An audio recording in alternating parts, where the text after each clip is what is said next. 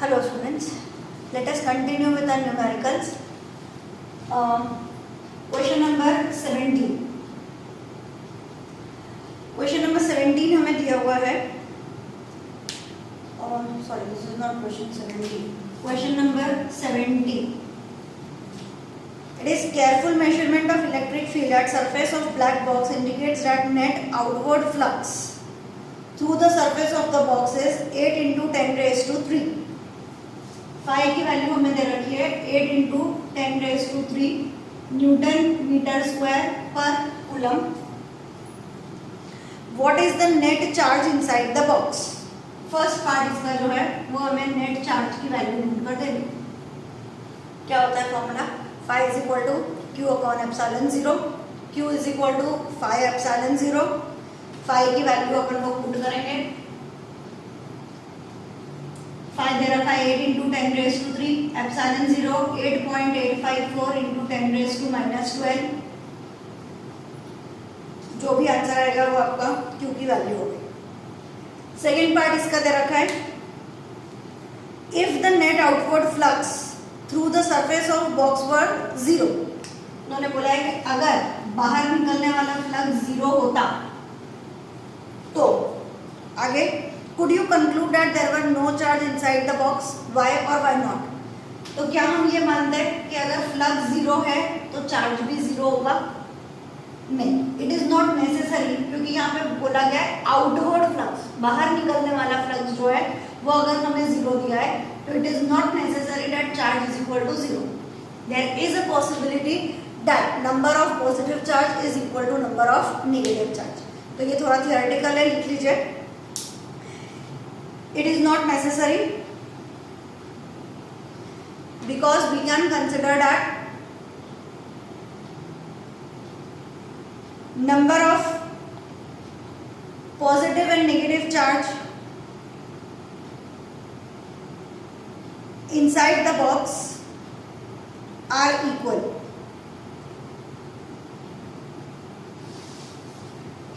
चलिए next question number 18. Question number 18 में हमें ये वाला डायग्राम नीचे वाला हम लोगों ने दे रखा है. बोला हुआ है कि ए बी सी डी एक स्क्वायर प्लेट है. इस स्क्वायर प्लेट से 5 सेंटीमीटर ऊपर की तरफ. अब ये प्लेट जो है हमें ऐसे माननी है. ये एक स्क्वायर प्लेट है, यहाँ से 5 सेंटीमीटर ऊपर बीच में एक 10 माइक्रोकूलम का चार्ज रखा हुआ है. क्वेश्चन पढ़ते हैं.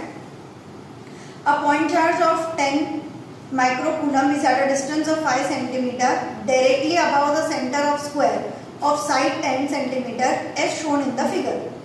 What is the magnitude of electric flux through the square? हमें फाई की वैल्यू फाइंड करके देंगे. डेफिनेटली ये क्वेश्चन आप 100% रॉन्ग करेंगे, 100%, और कोई ऑप्शन ही नहीं. ठीक है, क्योंकि हम लोग यहाँ पे लिखेंगे phi is equal to Q upon epsilon 0. Q हमें दे रखा है 10 माइक्रोकूलम, एप्सिलॉन 0 की वैल्यू 8.854 इंटू 10 रेज टू -12, और ये हो गया रॉन्ग. क्या करना पड़ेगा? तो ये जो स्क्वायर है इसके लिए हमें पहले क्यूब कंसिडर करना है और उस क्यूब में मानना है कि ये जो स्क्वायर है this square is a part of cube. ठीक है, गॉसियन सरफेस चाहिए हमें जिसमें चार्ज इनक्लोज्ड हो. ऐसे ओपन चार्ज हम लोग नहीं रखेंगे. तो हम लोगों ने गॉसियन सरफेस लिया. इस गॉसियन सरफेस में जब आप यहाँ पे 3 डायमेंशनल स्ट्रक्चर की बात कर रहे हैं कि ये स्क्वायर प्लेट है और चार्ज यहाँ पर है, तो ऐसे लटका हुआ चार्ज नहीं मानेंगे. हमें इसके आसपास पूरा घेरा बनाना है. जब वो पूरा हम 3 डायमेंशनल स्ट्रक्चर बनाने गए तो हमें यहाँ पर हमें मिला एक क्यूब. अब ये क्यूब के लिए जो चार्ज का डिस्टेंस है वो 5 सेंटीमीटर है और चार्ज हमारे पास है 10 माइक्रोकूलम. तो यहाँ हम लेंगे total charge in a cube, sorry, total find करना है flux, sorry, total flux in a cube. Phi is equal to Q upon epsilon 0. Q 10 microcoulomb, epsilon 0 8.854 into 10 raised to -12. But ये पूरा क्यूब का हमारे पास टोटल फ्लक्स आया. हमें तो सिर्फ किसके लिए चाहिए? For plate, for square A B C D. तो टोटल क्यूब के फेसेस कितने हैं? 1 2 4 5 6 टोटल 6 फेसेस है, 1 2 3 4 5 6। तो ये जो फ्लक्स है ये वाला, ये पूरे 6 फेसेस का है। तो एक फेस ABCD का फ्लक्स कितना होगा? Flux on ABCD is equal to 1/6 times the total flux present in it। तो 1/6 फाई की वैल्यू ये वाली 10 into 10 raised to minus 6 upon 8.854 into 10 raised to minus 12। पता चलेगा क्वेश्चन में हमें स्क्वायर वर्ड दिया कि एक स्क्वायर है ABCD, उसके ऊपर सेंटर से ऐसा 10 माइक्रोकूलम का चार्ज रखा है, डिस्टेंस 5 सेंटीमीटर। हम इसके लिए गॉसियन सरफेस ड्रॉ करेंगे। 3 डायमेंशनल स्ट्रक्चर जब हम इसका लेने जाएंगे तो हमने एक क्यूब बनाया, क्यूब के पास टोटल 6 फेसेस हैं। तो एक फेस ABCD पर फ्लक्स कितना होगा? तो पहले पूरे का फाइंड किया, phi is equal to q upon epsilon 0 और उसको 1/6 ले लिया हम लोगों ने, 6 पार्ट्स में डिवाइड किया, तो हमें आंसर मिल जाएगा फॉर ABC। चलिए next question number 19। A point charge 2 microcoulomb is at the center of cubic Gaussian surface 9 centimeter on the edge।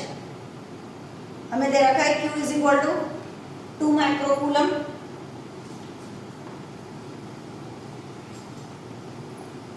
Question number 19, Q is equal to 2 microcoulomb. Cube word दे रखा है, Gaussian surface है, 9 centimetre on the age, उससे हमें कोई फर्क नहीं पड़ रहा, कुछ भी हो। What is the net electric flux to the surface? वापिस phi is equal to q upon epsilon 0। q की value 2 into 10 raised to minus 6, epsilon 0 8.854 into 10 raised to minus 12। जो भी आपका आंसर आ रहा है क्वेश्चन नंबर 19। चलिए next question number 20। A point charge causes an electric flux। एक point charge है और उसका इलेक्ट्रिक फ्लक्स हम लोगों को दे रहे हैं, it causes a electric flux. Question number 20 is equal to -1 into 10 raised to 3 newton metre square पर coulomb to pass through a spherical Gaussian surface of 10 centimeter radius centered on the charge। Radius sphere का हमें दे रखा है 10 centimetre, 10 into 10 raised to minus 2 metre, जो भी आगे लिखते हैं। If the radius of Gaussian surface is doubled, पहला पार्ट दे रखा है हमें कि r को हमने क्या किया, डबल कर दिया, पहले से double. Then how much flux would pass through the surface? अगर हम r की वैल्यू डबल कर दें तो phi की वैल्यू में क्या चेंज होगा? phi is equal to q upon epsilon 0। इस फॉर्मूले में कहीं पर भी हमें r आता ही नहीं है। It means that phi will remain unchanged। अगर आप रेडियस को डबल कर भी दें तो भी हमारे पास phi की वैल्यू सेम रहेगी। इसका B part, what is the value of the point charge? अब इसके अंदर जो चार्ज हमने रखा है उसकी वैल्यू ढूंढिए। phi is equal to q upon epsilon 0, q is equal to phi epsilon 0। phi आपको दे रखा है -1 into 10 raised to 3, epsilon 0 8.854 into 10 raised to minus 12। Now question number 21। A conducting sphere of radius 10 centimeter has an unknown charge. If electric field 20 centimeter from the center of sphere is 1.5 into 10 raised to 3 Newton per coulomb। E की value हमें दे रखी है। Question number 21 पे हम लोग हैं। E की value 1.5 into 10 raised to 3 newton पर कूलम। उसके अलावा हमें बोला है what is the net charge on the sphere. Radius दे रखा है if the electric field 20 centimetre, a conducting sphere of radius 10 centimetre. Okay,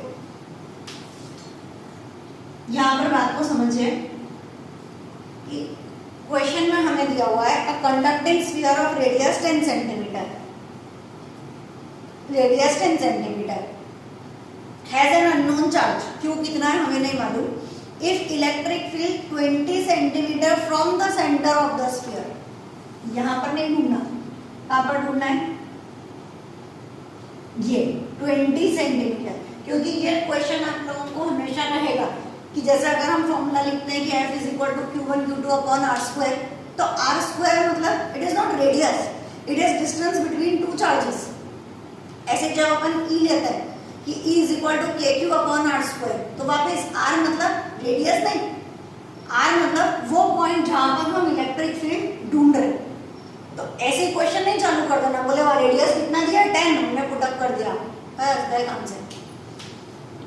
हमें चार्ज ढूंढना है, E is equal to KQ upon R square, Q की value हो जाएगी E R square upon K, E is 1.5 into 10⁻³ R square 20 centimetre दे रखा है, मतलब 0.2 मीटर स्क्वायर, और K कितना होगा, K is equal to 9 into 10⁻⁹। तो ये सारी वैल्यूज आप पुट अप करेंगे, आपके पास आ जाएगा Q चार्ज की वैल्यू। नेक्स्ट क्वेश्चन नंबर 22,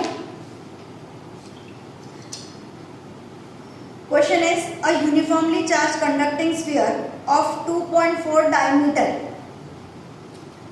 अभी हमें डायमीटर दे रखा है, diameter is 2.4, question number 22, diameter is 2.4, I think centimeter, नहीं sorry, it is meter, 2.4 meter, has surface charge density of 80 microcoulomb per meter square, surface charge density ये रहेगा sigma, sigma की value हमें दे रखी है 80, आगे यूनिट है माइक्रोकूलम पर मीटर स्क्वायर, माइक्रो वर्ड दे रखा है। एंड फर्स्ट क्वेश्चन इसमें है find the charge on the sphere, और सेकेंड पार्ट है what is the total electric flux leaving the surface. Word हमारे पास आया surface charge density, surface charge density का फॉर्मूला हमें लगाना पड़ेगा, surface charge density sigma, A वाले के लिए हम लोग ले रहे हैं sigma is equal to Q by A, तो Q is equal to sigma A, sigma की वैल्यू हमारे पास है 80 माइक्रो है इसलिए 10⁻⁻⁶, एरिया शेप हमें स्फीयर दे रखा है, स्फीयर का area 4 pi R square, R की जगह डायमीटर दिया है तो आधा कर दीजिए और इसका square, this is equal to Q। Second part हमसे पूछा है what is the value of phi, तो phi is equal to Q upon epsilon 0, ये ऊपर वाला जो भी आपके Q की वैल्यू आए वो लिखिए, और अपॉन में 8.854 इंटू 10⁻⁻12, यूनिट्स लिखना नहीं भूलिएगा, यूनिट कंपलसरी। क्वेश्चन नंबर 22 हो गया। Next question number 23,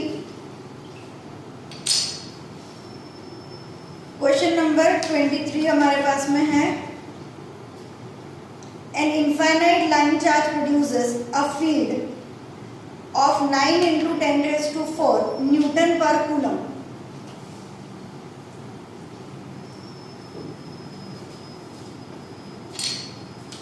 Question number 23,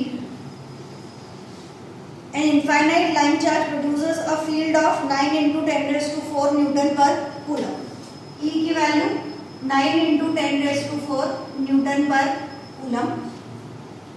आगे at a distance of 4 centimetre, distance जो भी दे रखा है वो दे रखा है हमें 4 centimetre, 4 into 10⁻⁻² metre.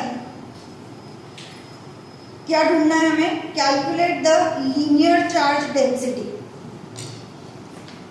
Calculate linear charge density, lambda की वैल्यू हमें ढूंढनी है, E दिया है, R दिया है, लैम्डा ढूंढना है, या तो आपके दिमाग में फॉर्मूला आ जाए तो it is well and good कि E is equal to 1/2 pi epsilon 0 lambda by R. अगर ये फॉर्मूला आपके दिमाग में नहीं आ रहा बाई चांस तो आपके दिमाग में फिर डेरिवेशन होना चाहिए। Derivation phi is equal to E dot D S, क्या होता है लीनियर चार्ज वाले के लिए हमने लिया था 2 पाई आर एल, गेटिंग। और उसके बाद में हम लोगों ने लिखा था phi is equal to Q upon epsilon zero, दोनों को इक्वल करा था E into 2 pi R L is equal to Q upon epsilon zero. तो E is equal to Q upon 2 pi epsilon zero R और L. फिर Q की जगह हम लोगों को वैल्यू डालनी है लैम्डा एल, ये वाला जो क्यू है इस क्यू की जगह आ जाएगा लैम्डा एल। तो E is equal to lambda L upon 2 pi epsilon zero R L, L और एल कट, कितना बचा E is equal to 1 upon 2 pi epsilon zero lambda by R. आपको डायरेक्ट फॉर्मूला याद है पुट डायरेक्टली, नहीं याद आता तो डेरिवेशन याद करिए, अपने आप आपको पता चलेगा कि हम क्या कर रहे हैं, क्यों कर रहे हैं। अब फॉर्मूले में वैल्यू पुट अप करना तो ठीक है, 1 अपॉन 2 पाई आपकी मर्जी 22/7 या 3.14 epsilon zero 8.854 into 10 raise to -12 lambda. Okay lambda हमें ढूंढना था, सॉरी, तो ई की वैल्यू हमें दे रखी होगी आर 4 इंटू 10 रेज़ टू -2 और इक्वल टू ई की वैल्यू हमें दे रखी है 9 इंटू 10 रेज़ टू 4।